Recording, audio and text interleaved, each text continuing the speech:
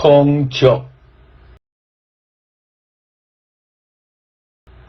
这是丁本伊所报的故事册内底的一章。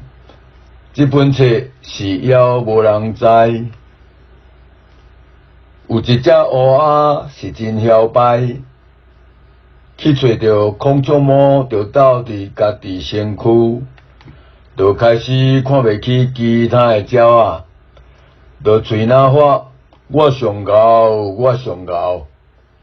一世界咧飞来飞去，其他的鸟仔看着真袂爽，就讲：你也毋是真正的孔雀，哪会看阮遮尔啊无目的咧？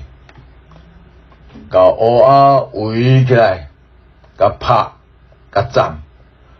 乌鸦互拍甲鸟毛落了了。骹嘛断断去，奄奄未消见死去啊！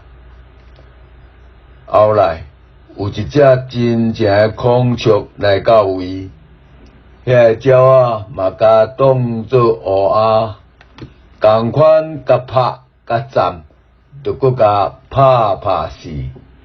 遐个鸟仔就讲：若准有福气。